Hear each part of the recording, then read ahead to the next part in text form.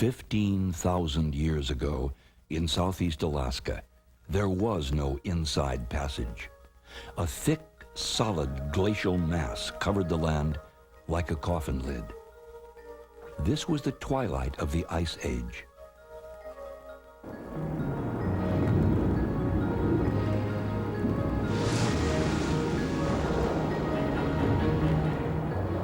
In time, the glaciers fell back. Land was freed. Bursts of ocean rushed headlong to fill the inlets. Rimmed by mountains and canopied by low-hanging mists, rainforests grew skyward along the coasts, hemlock and spruce, emerald ferns and velvet mosses. The Inside Passage, a special place in the vastness of Alaska, a jewel in the giant. The Great Land is what Alaska means, an offspring of hot volcanoes and glacial ice. In Alaska's thinly populated vastness, the Inside Passage is a slender jewel. Known as the Panhandle, it graces the state's southeastern corner. Some 10 millennia in the past, a land bridge joined the farthest reaches of northern Asia to an outcrop of North America, an ice-free footpath for human beings, fearless folk of strong Asian stock. Future generations settled these coastlands and became the people of the Totem. Tsarist Russians came and hacked out a new world empire.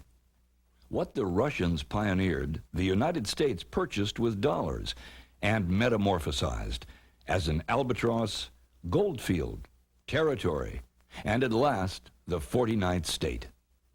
What we call the Inside Passage is a waterway for cruise ships, with sharp-eyed skippers weaving their vessels past slumbering glaciers and myriads of tiny icebergs. Through misty fjords, the planet's perfect fjordal system. To Ketchikan, gateway city to the state, a safe keep town for the culture of the coastal Indians. To Sitka, once the Paris of the Pacific and capital of Russian America. As welcoming as a Scandinavian Christmas Eve is Petersburg, Alaska's little Norway. Now that Wrangell's rubbed the gold dust out of its eyes, it's a lively town of lumberjacks and fisherfolk, canneries, sawmills, and ships. Volcanic mountains and towering blue ice sculpt the wilderness of Glacier Bay, unspeakably pure and sublime. Juneau, a cosmopolitan capital paved with history. Haines is a haunt of eagles. And Skagway, the bawdy staging ground in the race for gold. Alaska's Inside Passage is huge, astoundingly so. 10,000 miles of coastline, 10 million acres of forest, and 1,000 islands. Ships have been plying these waters for over 2 centuries. In the 1880s, cruise ships carried sightseers up the passage to Glacier Bay. In the 1920s, ships embarked from Seattle for the 1,000-mile voyage. Notables have cruised these waters. Naturalist John Muir, Jack London, the novelist, poet Robert Service, and James Michener, who compressed the whole epic of Alaska into a 1,000-page novel. Why did they come? And why do they still come? For a sense of freedom that the place gives one. They come for a connection with this unconquerable wilderness. Yet, as human beings, we can destroy a wilderness such as this, but we can never conquer it. Misty Fjords National Monument is such a place, a wilderness as big as the state of Delaware.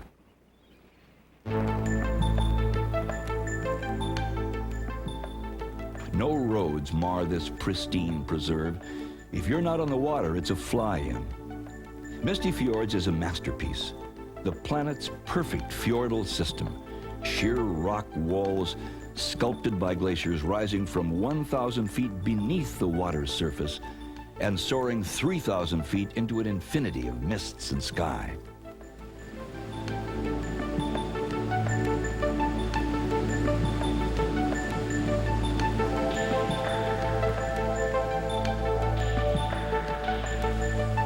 Falls cascade into the sea. Tour ships are skirting the steeps that dwarf them. Though we're at sea level, there's the feeling that we're cruising on an alpine lake on the roof of the world.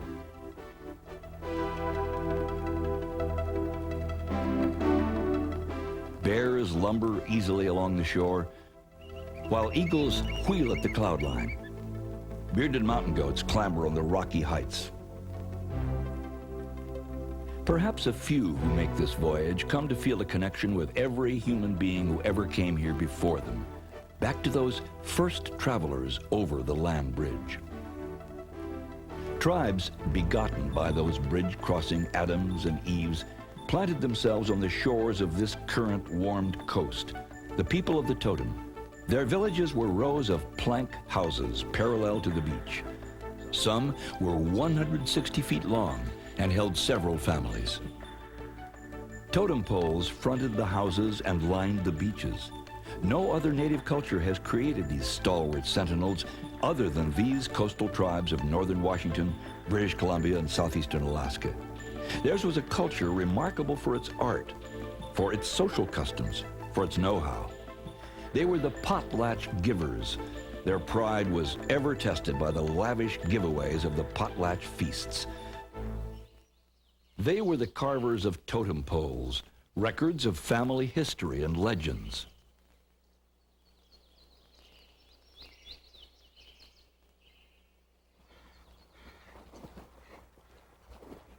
These Indians dwelt in such harmony with their surroundings that they revered the spirits of those creatures that they fed upon, the halibut, the salmon.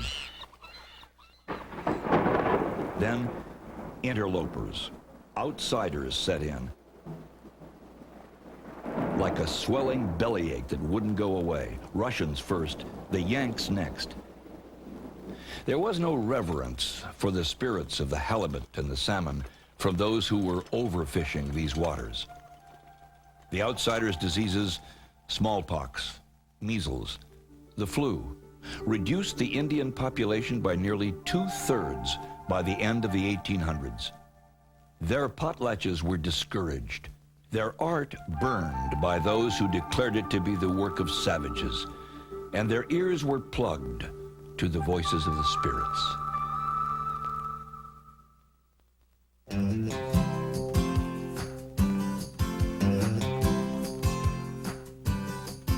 In today's Alaskan native, there's a resurging of pride in their native culture.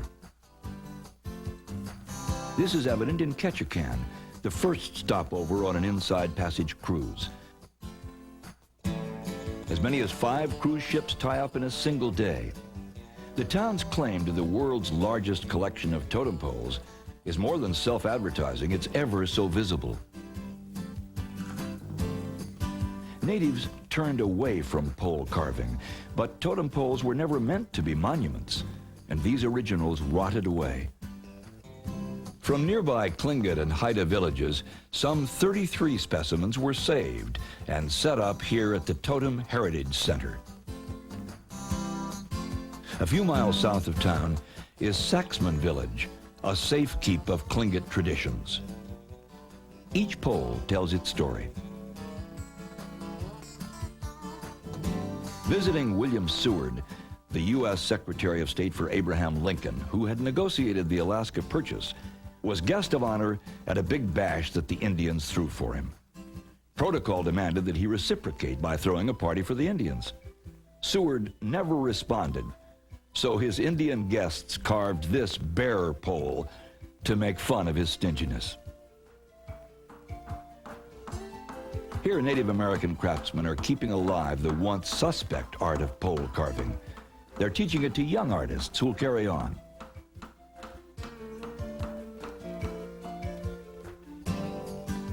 North of town, more than a dozen poles stand among the trees of a forest glade in Totem Bight State Historical Park. Ancient Indian art reconstructed by modern public works, the Civilian Conservation Corps in the 1930s. Though many of Alaska's Native Americans are programming themselves for the electronic age, they're still powered by their Indian past.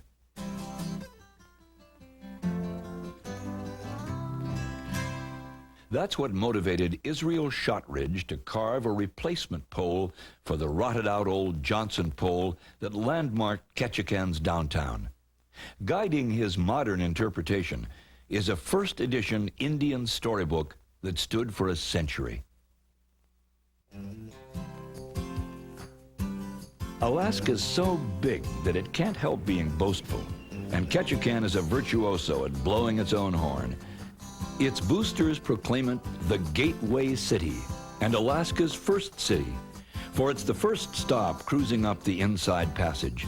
Alaska's fourth largest city also calls itself the Rain Capital.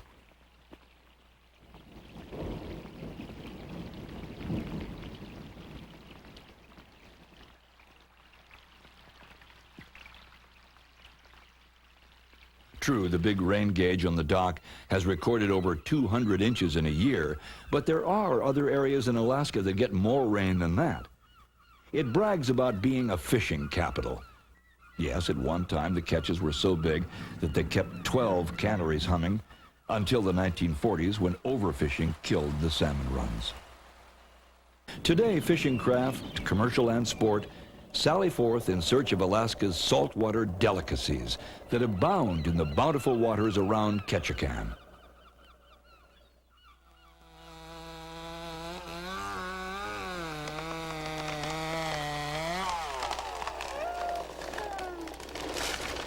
Today, it is the center of the lumber harvest from the Tongass National Forest.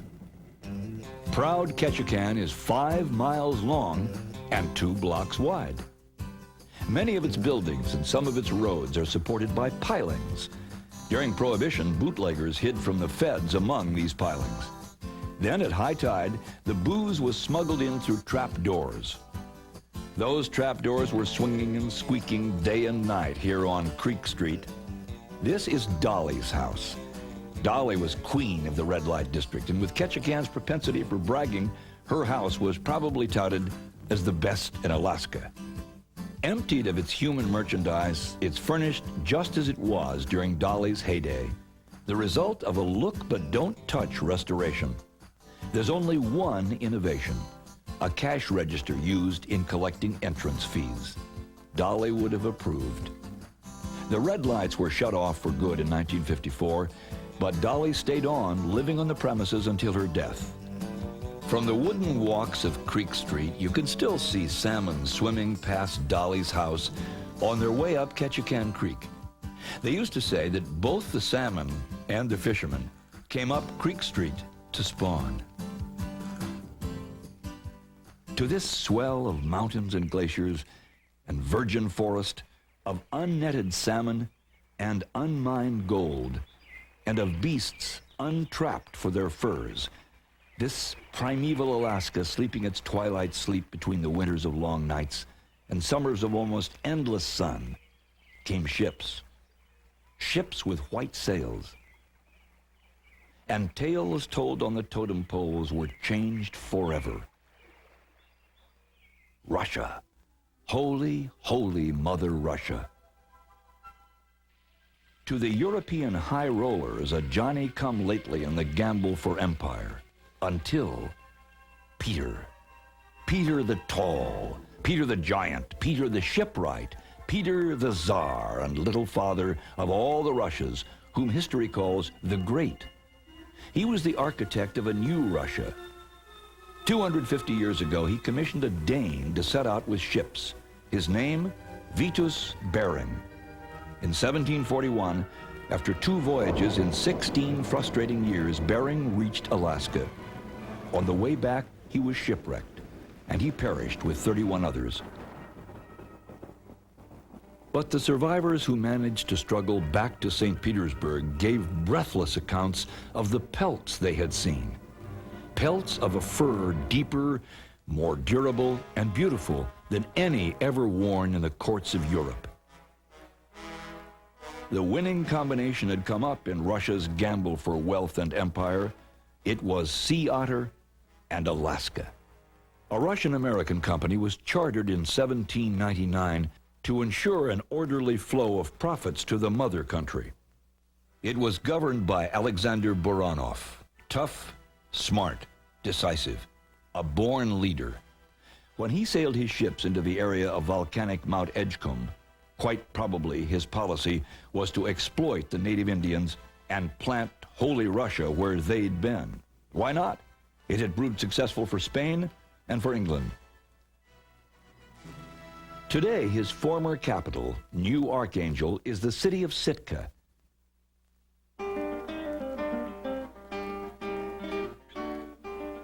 When Los Angeles was no more than a dusty little mission, Sitka was a bustling trade center, its commercial enterprise reaching south as far as Fort Ross in California and west to the Sandwich Islands, now called Hawaii.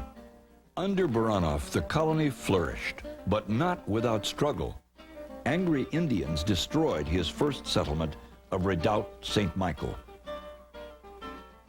Later, in this totem-populated forest, now part of Sitka National Historic Park, booming Russian cannons blasted the Sitka Tlingits in a bloody battle. Unbowed, the Tlingits withdrew when they ran out of bullets. When the Indians returned 20 years later, they found that Buranov had built sturdy blockhouses to separate Russian from Indian settlements. What Buranov may have come to realize only tardily is that the barriers that kept the Indians out kept the Russians in. Fortunately, Russian imperialists failed to stifle the cultural urges in the native Tlingits. Today, artists of the Alaska Native Brotherhood keep in sharp employ the skills of their forebears at Sitka's National Historical Park, which renders the town's history as a vivid personal experience. Here at the Alaska Raptor Rehab Center at Sitka, battered eagles are given care. The bald eagle, a profile that graces the Great Seal of the United States of America, was hunted until statehood. Bounty hunters slaughtered 128,000.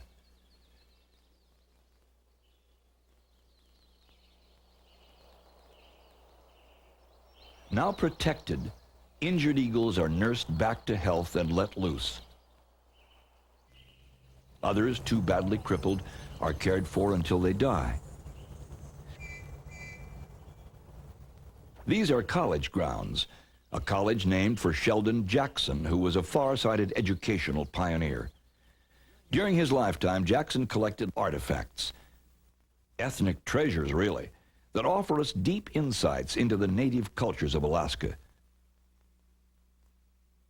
They're on view here in the museum. James Michener lived at the Jackson College while he wrote most of his bestseller on Alaska. Michener didn't retire in Alaska, but many do. Men and women over 65 who've resided in Alaska for no less than 15 years are entitled to full care, subsidized care, in a well-run retirement home. Here they're called pioneer homes. The first pioneer home in the state was built in Sitka. This is the site of Governor Baranov's castle. These cannon go back to his time.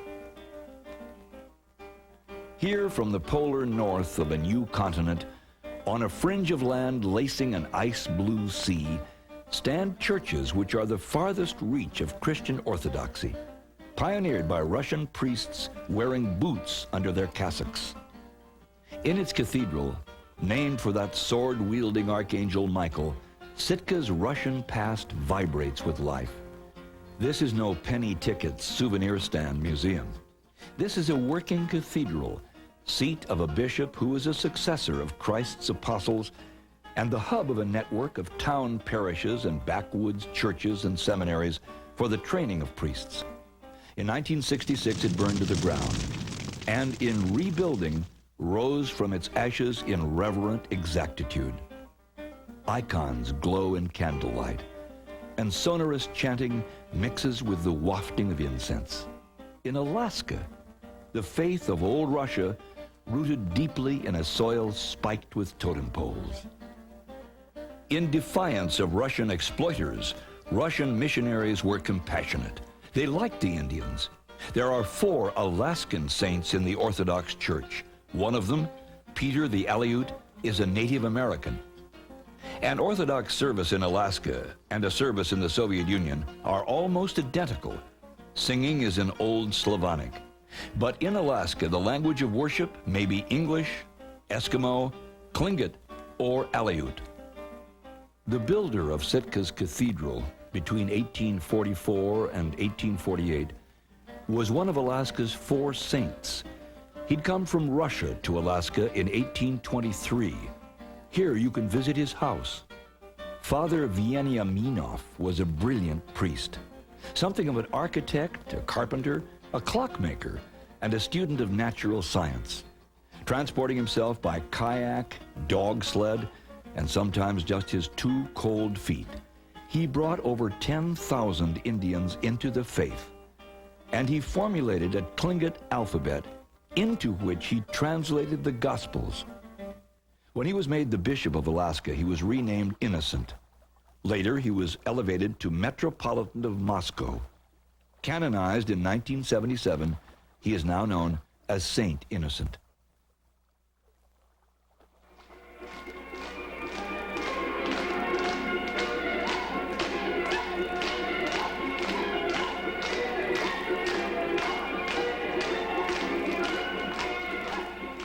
Not all of Sitka's Russian heritage sounds like liturgical chanting. This new archangel group is keeping alive the folk heritage. Like vodka, their dancing has a Russian kick.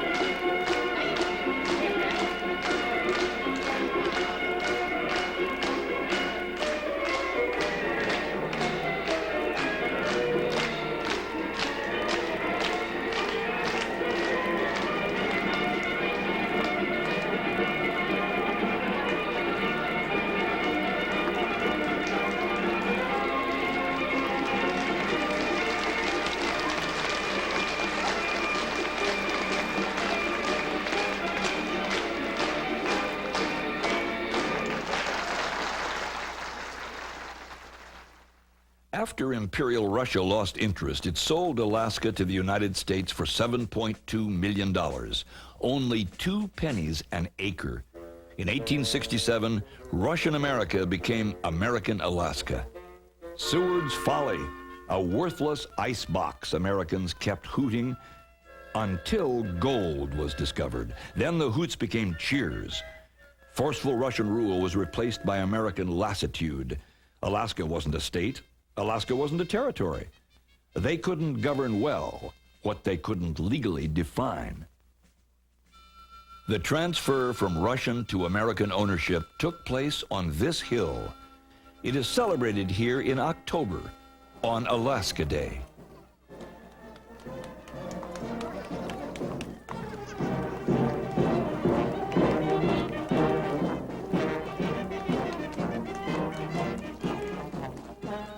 Petersburg.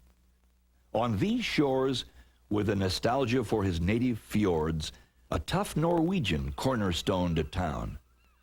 It rose to become Alaska's Little Norway. This is a bear hug of a town, no show and tell tourist stop. It's a home to real Alaskans, fishermen, loggers, bush pilots.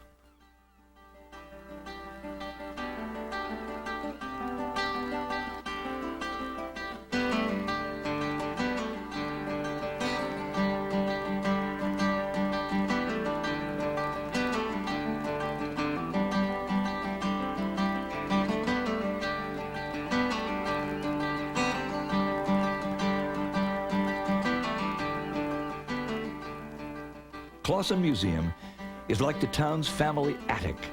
Barnacled crab pots, antiquated canning equipment, and frayed fish nets, evoking memories of the old country. Fisk, Norwegian for fish, is emblematic of the town. The facades of these tidy houses offer colorful clues, a touch of folk art here and there, to the warm ties to Scandinavia glowing on the inside.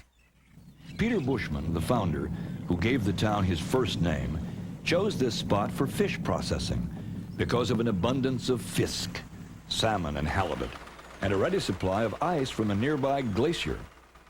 It was 1912 when the first nails were driven into the Sons of Norway Hall.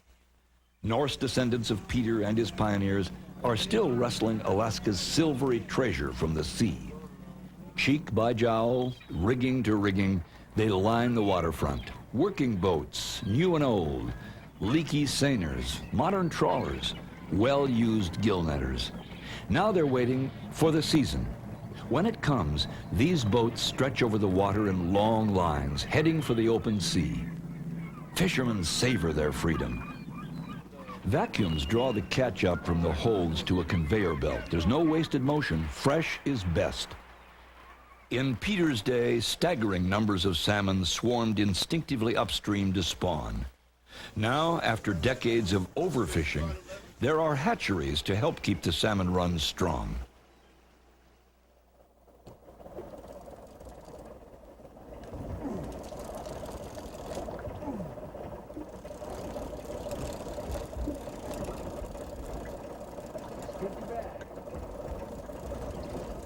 Alaska is still a fisherman's heaven. Locals say there are halibut so big that it looks as though the sea's bottom were coming up to greet you. Catches of 30, 60, 100 pounds are common. The record? A whopping 371 pounds. These are the sort of diggings that sports fishermen from the lower 48 are booked into.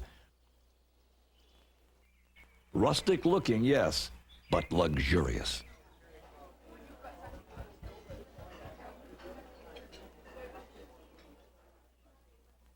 They're a far cry from the crowded, smoky, communal dwellings of the Native Americans, like this early tribal house in Wrangell. A narrow footpath leads to an island named for Chief Shakes, who once led the Stickeen Indians, and to the tribal house of Chief Shakes himself, guarded by a stand of old totems. In Alaska's rough and tumble history, Wrangell gets a chapter for hosting 3 gold rushes, and for being the only town in the state over which 3 national flags have flown: Tsarist Russia's, the Union Jack, and the Stars and Stripes. Long before flags, on Petroglyph Beach, some 9,000 years ago, wanderers incised their doodlings of fish and faces onto rocks.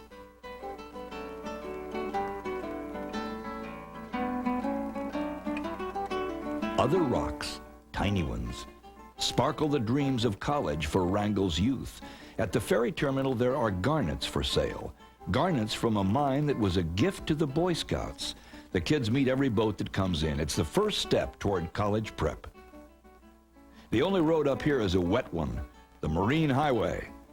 A fleet, affectionately dubbed the Blue Canoes, plies these waters the year round.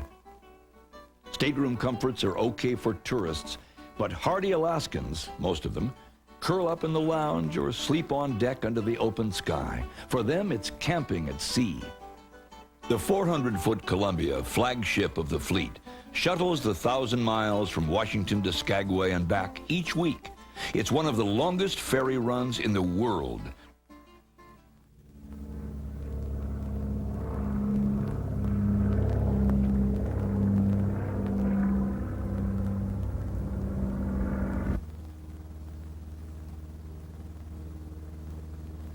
Tongass is the largest national forest in the U.S. The cool, moisture-laden southeast is ideal for these lush forests. Chainsaws cutting swaths across the thick trees for pulp. This is a forest in transition. Because it's a protected wilderness, a third of this land will never be cut.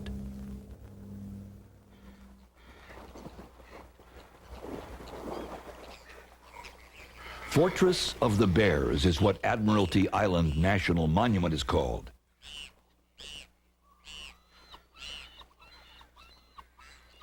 Edging these deep forest trails is the world's largest land carnivore, the 1,200-pound coastal brown bear.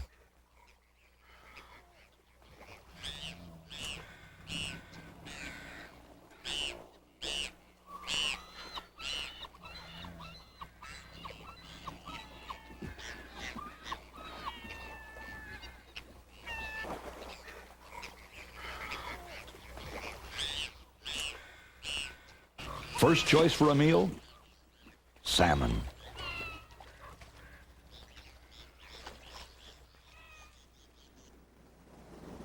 Sea lions silently cruise the shoreline.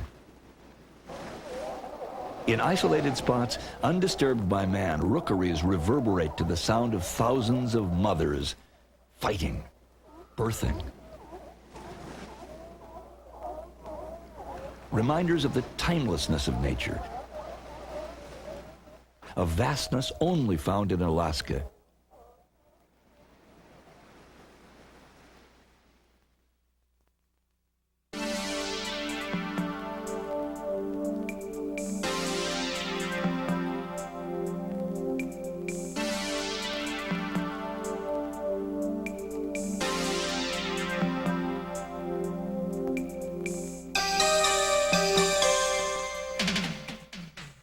This spectacle of white and blue, of timeless waters and ancient ice, which the Indians hailed as Thunder Bay because of the shattering sounds made by the calving glaciers.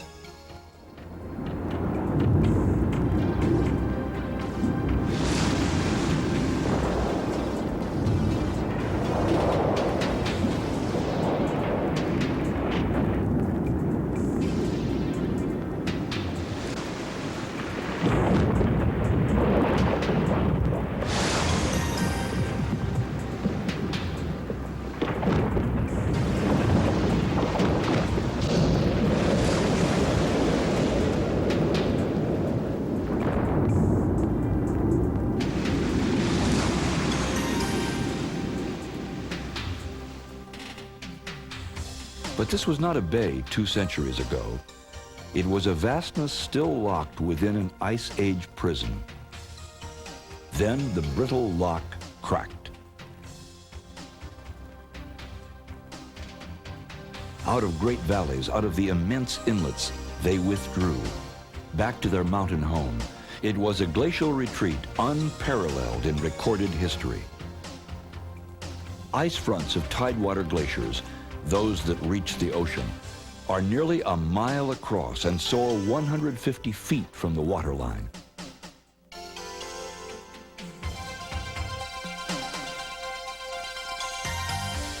What the Tlingits called Thunder Bay, we speak of in awe as Glacier Bay National Park.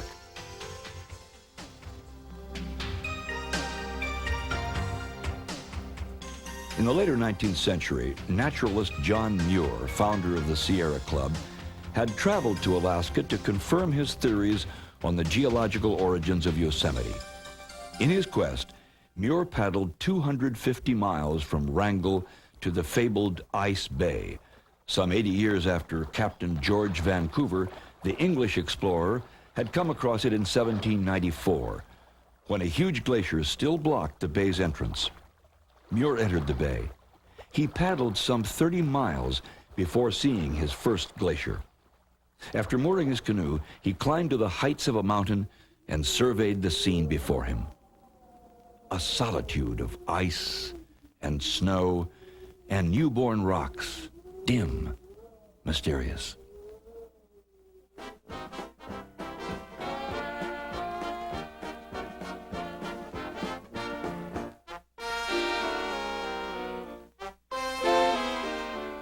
Muir's journey was epic. His published writings on it helped popularize the area. In the 1880s, steamships cruised the bay, forerunners of today's cruise ships.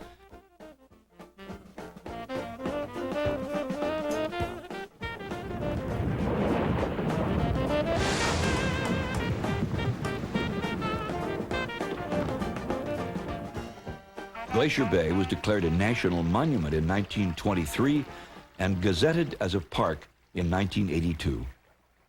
The cruise ships plying the waters of Glacier Bay today bear little resemblance to those early steamships. But not all explorers of Glacier Bay come by cruise ship, for a daily excursion by smaller ships is available from the lodge at Bartlett Cove.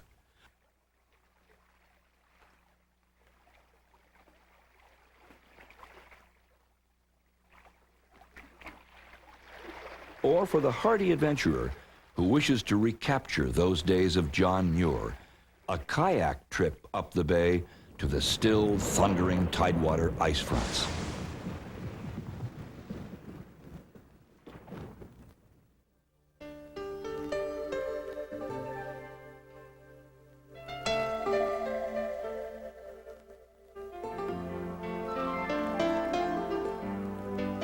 Scientists marvel at how rapidly forms of life recolonize the land after glaciers have retreated. For thousands of years, this earth had been entombed in ice.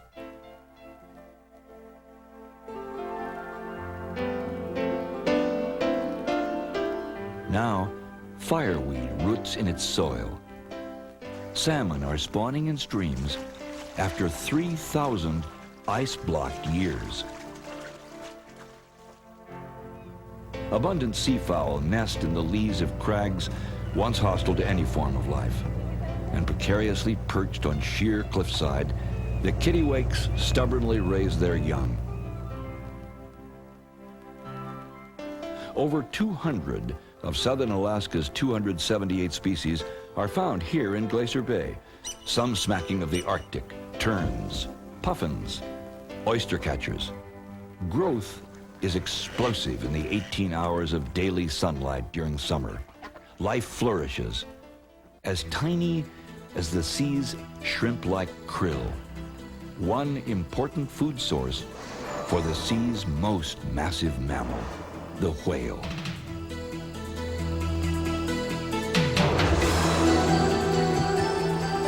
This species is sometimes called the singing whale, because this 50-ton performer is a singer of plaintive songs.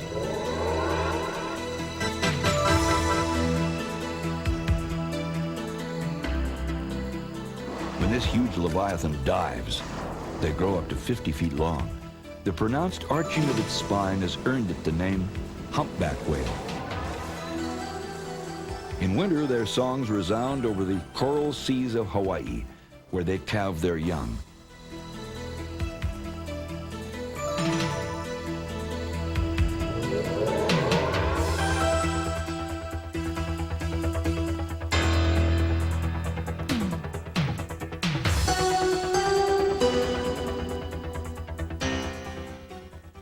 Then, a 3,000-mile migration to Alaskan waters, where they feed on plankton in abundance. A full-grown humpback eats up to 4,400 pounds of food a day.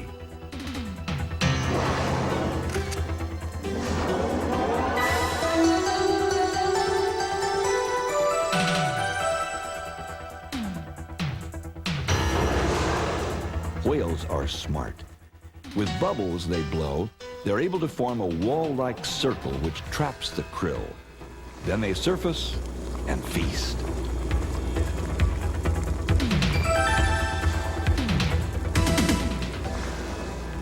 In our day, there's a growing appreciation of whales, their intelligence, their playfulness. Not so in times past. Whales were stalked for oil, for baleen.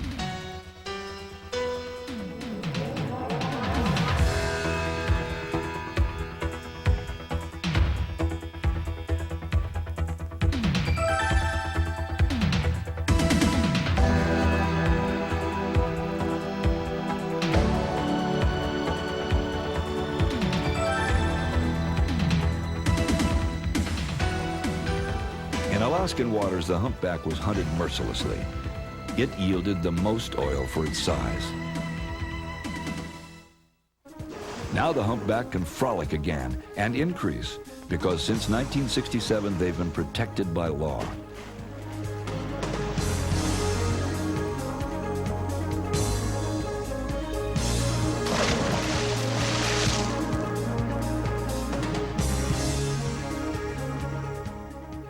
the experience of Glacier Bay, the humpback,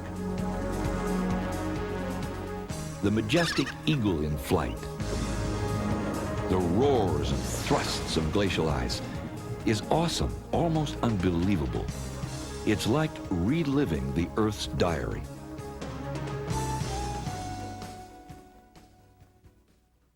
"90 miles away, we're wrested from geological time and placed smack in the 20th century. This is Juneau.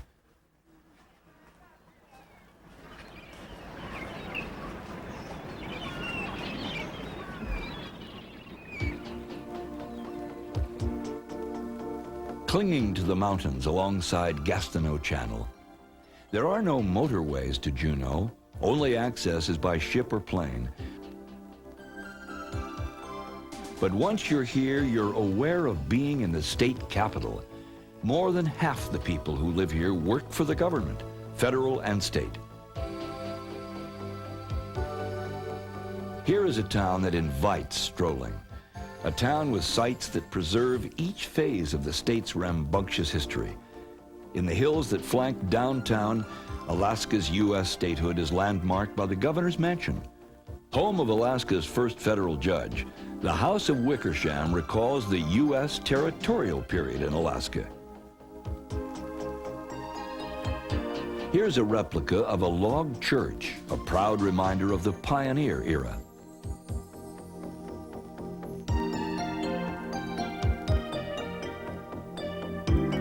St. Nicholas Russian Orthodox Church makes the state's Russian heritage one of the sites. Building began in 1894, nearly 30 years after Russia sold Alaska to the U.S. The church still serves a congregation. It's the oldest standing original Russian Orthodox church in southeast Alaska. Exhibits tracing the state's history are displayed at the Alaska State Museum.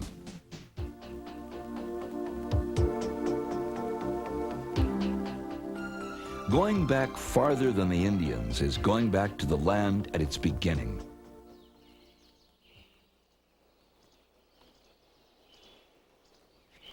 This is Juneau's magnificent backyard. It's the town's central park and picnic grounds. But one can't get there in the family car. Juneau's outskirts invite adventure. You need a boat, plane, or a helicopter.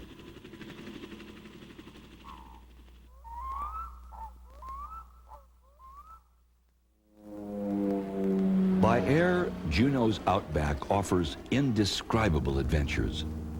Skirting the narrow fjords, the planes climb until they cross a high ridge. And then, stretching out before the plain, the overwhelming 1,500 square mile panorama of the Juneau icefield.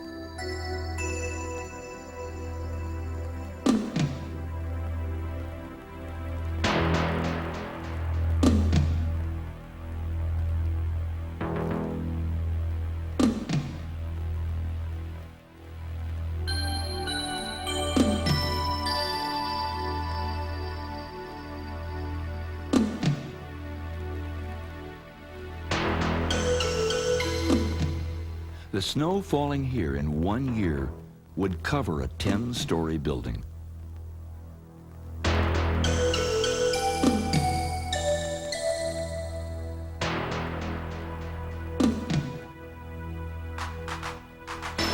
This ice field, one of the largest in Alaska, pushes out 38 major glaciers.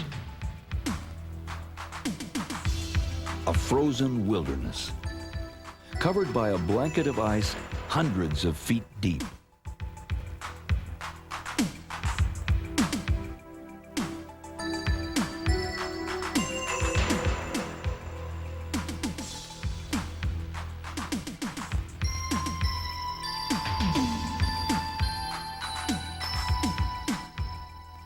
A reminder of when North America was smothered by sheets of ice miles deep.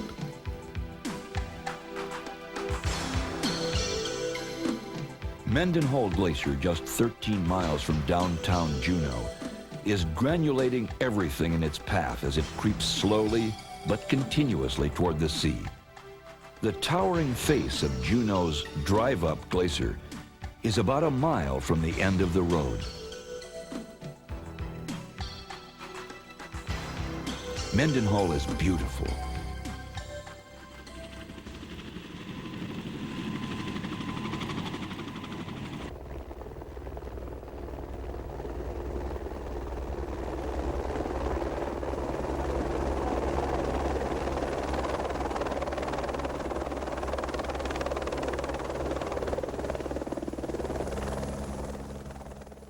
If you're traveling by helicopter, you can land on Mendenhall and stretch your legs on a moving river of ice over 200 years old. In fact, you might see the elusive ice worm. About the size of an earthworm, they live near the surface of the glacier, feeding on algae.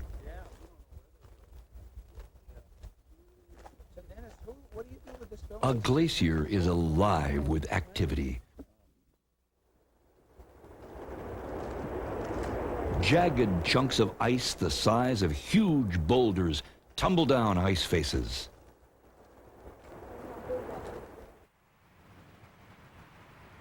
The churning, rugged Mendenhall River offers a wild ride to the sea.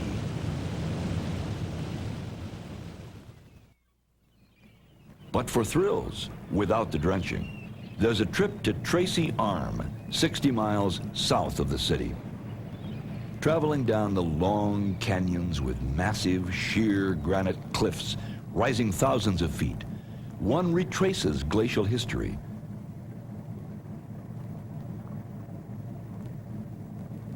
Here, on icy beds of the glacial front, hair seals give birth. They're safe here from their perennial enemy, the orca whale. There are other dangers, for boaters as well as for seals. A rolling iceberg, for example. 3/4 of an iceberg lurks underwater.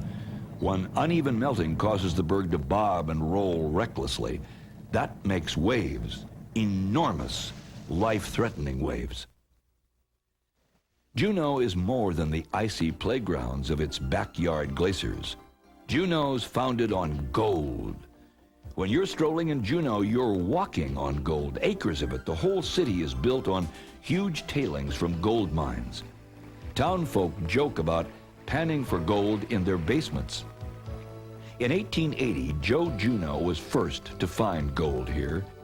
In time, the mines of Juneau and of Douglas across the channel were among the biggest in North America. Ore was transported right through a mountain and stamped at this mill, now a ruins jutting over the waterfront. Though the old ore cars stand rusting in Juneau's liquid sunshine, there's still a bonanza of gold in the mineral veins. The capital's population swells with the arrival of every cruise ship. Today's travelers, about 100 years too late to join the gold rush, try their hands at panning at the Last Chance Basin. Juneau's active gold mine is its 24-carat tourism. Gold fever is almost as catching as the common cold. Those visitors who catch it push on to Skagway, a gateway to the Klondike, for a reliving of Alaska's great late 19th century adventure.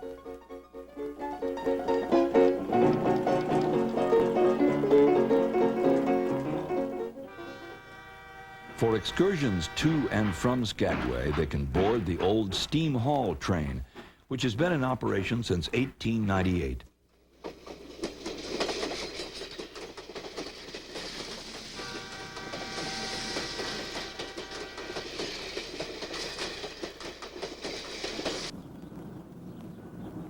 Crossing the White Pass through the mile-high coastal range, the scenery is awesome.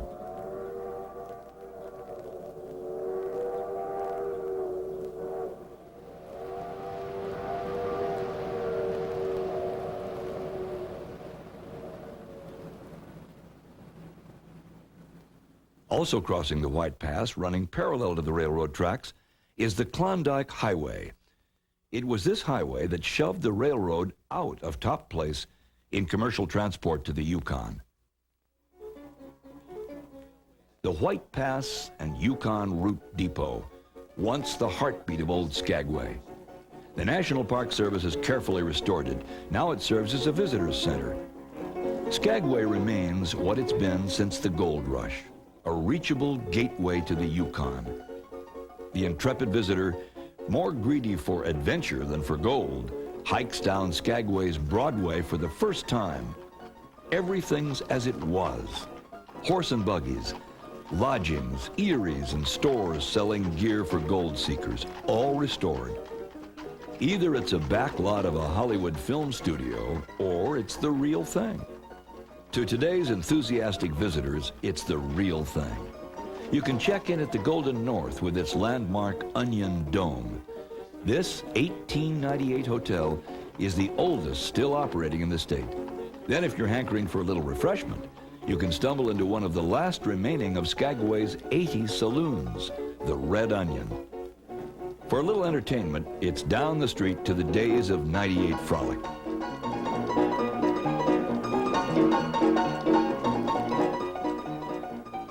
This historic building is the Arctic Brotherhood Hall, with 20,000 pieces of driftwood ornamenting its facade. But brotherhood isn't exactly what was brought out of folks yearning for gold. Lawless Skagway was a free-for-all. Rip-offs, cutthroats, shootouts. Graves were dug here, not gold. It was with prayers of thanksgiving that the dirt was shoveled over Jefferson Randolph Smith, alias Soapy Smith. He robbed and cheated the miners. He was an ornery leader of ornery men. Soapy was a bad guy. Frank Reed was a good guy. He and Soapy killed each other in a shootout on the wharf.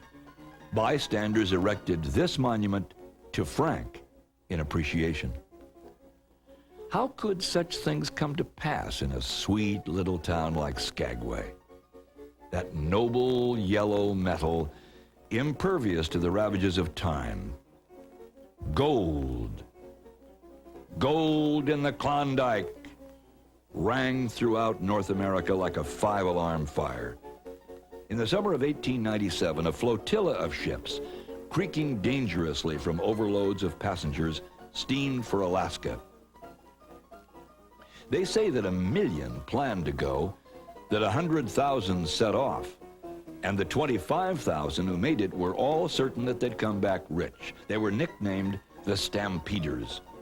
Overnight, Skagway mushroomed from a tent settlement to a rip-roaring frontier town.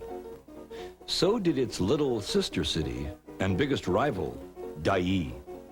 9 miles from Skagway, where mudflats edge the Lynn Canal and fields of iris bloom, there's another settlement, a rival gateway to the Yukon. Dyea's boom matched Skagway's. Eager seekers queued up and headed for the gold fields over the Chilkoot Pass. It was the shortest way, but fraught with danger. Some didn't make it. On Palm Sunday, 1898, there was an avalanche on the trail. 200 men and women were buried by it. 60 perished.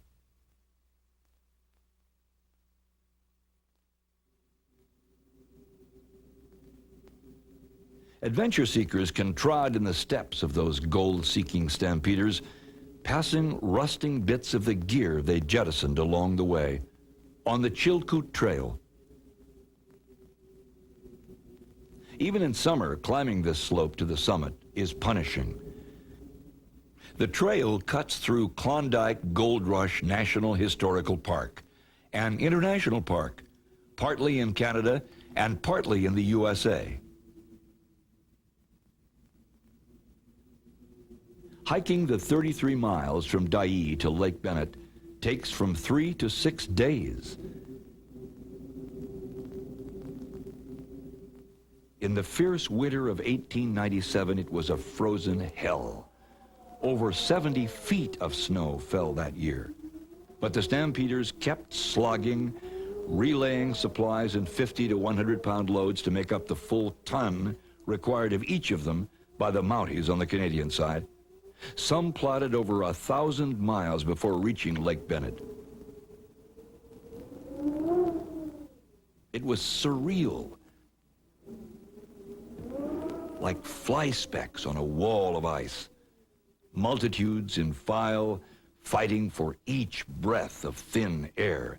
If your muscles cramped, jerking you out of line for a moment, it took long, bitter hours to force your way back into this Chilkoot lockstep. Yet each slogger was telling himself that this was the golden stairs to riches. Surmounting the Chilkoot Pass was not the end. The Klondike goldfields were still 560 miles away in Canada. Access to these fabled fields was in the currents of the Yukon, but the river was frozen solid. So these stampeders raised a tent town at Lake Bennett and waited for the thaw. They weren't idle. Hillsides were stripped of timber for boat building. They even built a church, but it never heard a hymn sung or a sermon preached. Spring came, and the river ran free. The way was open to the gold fields. In May, over 7,000 boats set off on the last leg. As strange a flotilla of rivercraft has never again been seen. Some were jerry-built, and some were seaworthy. Some were wrecked in the turbulent rapids here at Miles Canyon on the way to the end of the trail. Dawson. Dawson was to Canada what Skagway was to Alaska.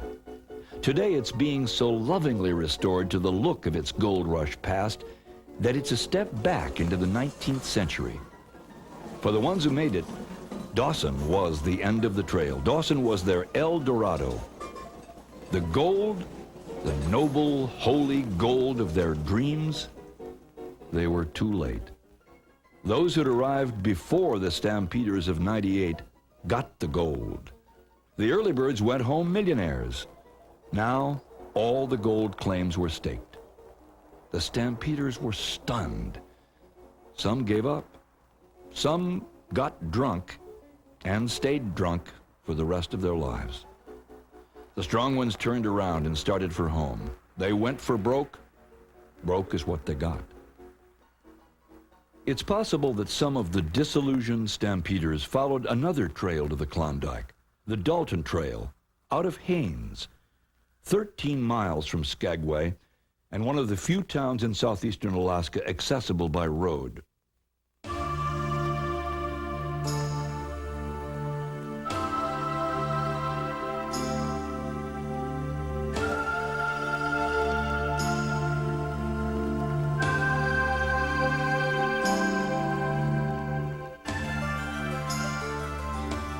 Haines is a town sheltered by the Chilkat Mountains, with Lynn Canal, the longest glacial fjord in Alaska, at its waterfront.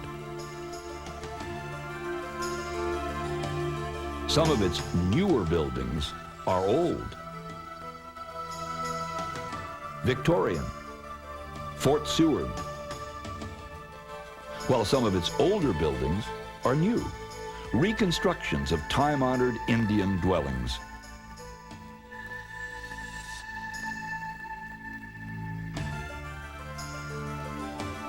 Most of the gold seekers who came here never got rich. What they could find here, if they sought it deeply enough, was a richer life. In this sense, Haines is Alaska's true gold. In its quiet way, Haines exemplifies the more abundant life that Alaska offered, and still offers.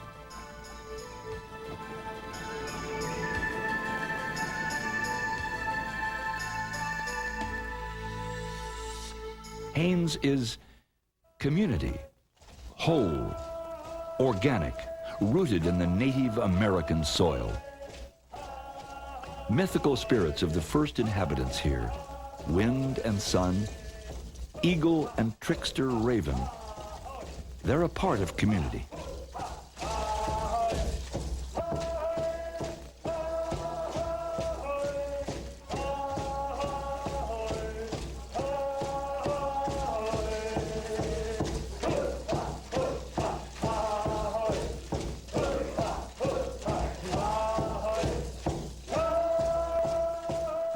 artists, of whom Haynes boasts many, working in wood, in silver, mine those Indian myths for inspiration.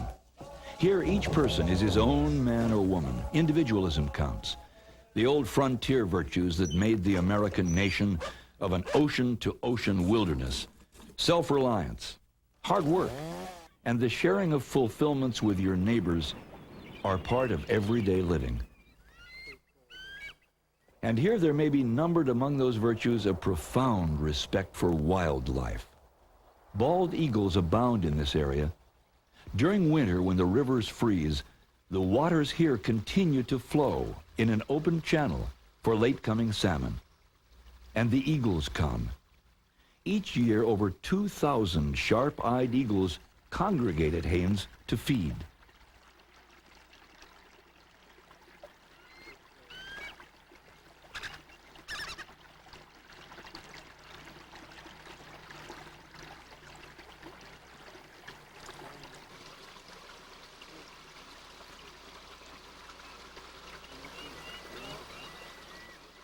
To some eagle watchers who witness it, the event is more than just unforgettable. It is a moment frozen in time, where fact and symbol merge. A remarkable bird of prey, the emblem of a great nation, in its freedom of flight and independence, reflects the spirit of Alaska and its inside passage.